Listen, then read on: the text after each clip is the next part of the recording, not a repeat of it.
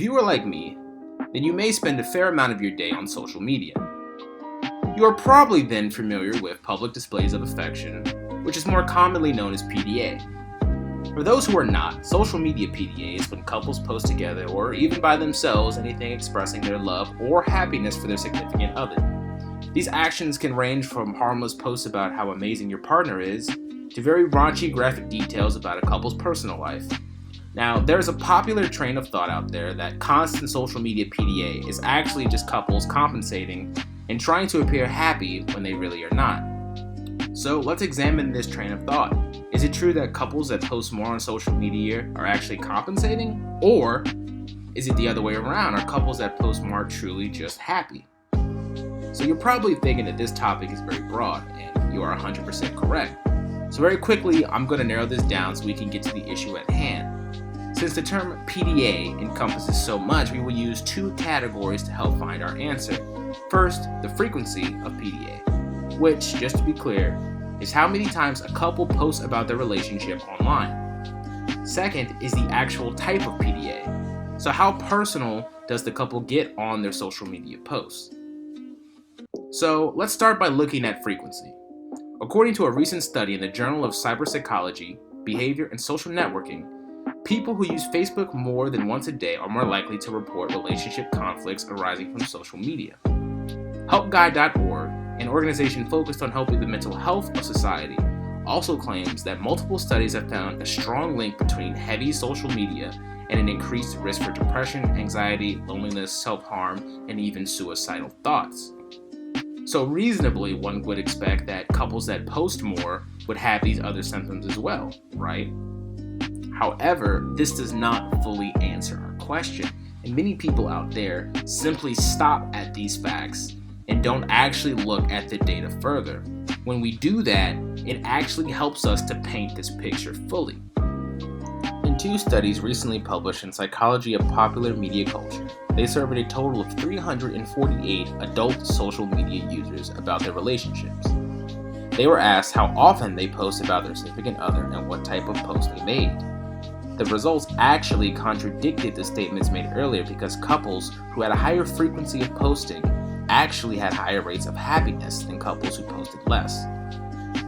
Now, we still are not done because now we have to talk about the type of PDA.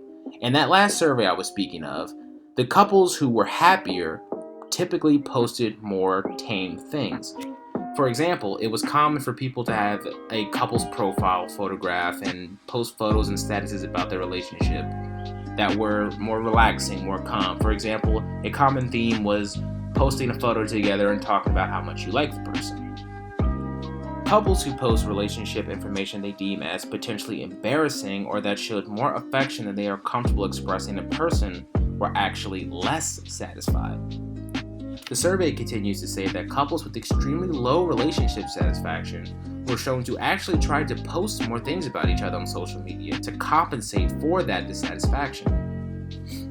So let's summarize. Couples who post more tend to actually be more happy, and couples who post more intimate things tend not to be. So the topic is so difficult that there really is no set answers because both of the statements I just said are extremely flexible. Both can be correct and both can be wrong. And what I mean is that what is intimate is deemed by the couple itself. To make it even simpler, everyone has a different level of comfortability when it comes to PDA.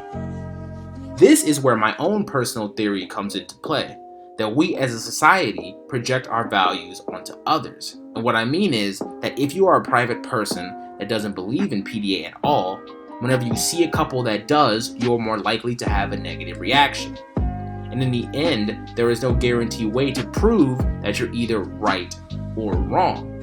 Because the data that I've shown and all the data out there contradicts itself constantly 24/7.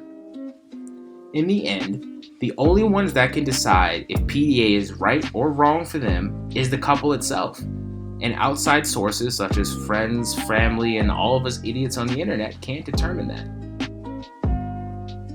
Now listen, man, it's DJ C here. I just want to thank you guys for listening to this video.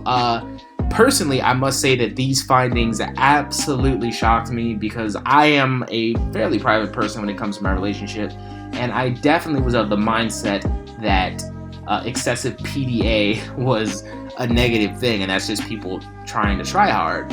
However, with the way that these findings work, I'm also kind of right and also wrong. So in some cases, yeah, PDA is too much for couples and they are trying hard. In other cases, they're not. I guess what I've taken from this, and I hope that you all take from this little bit of work that I've done here, is that, well, we can't try to put our own values onto other couples, and we just need to accept people for who they are. I have been DJC Universe. I appreciate you so much for watching this video. I hope you like, share, and subscribe, and have a lovely, lovely, lovely afternoon.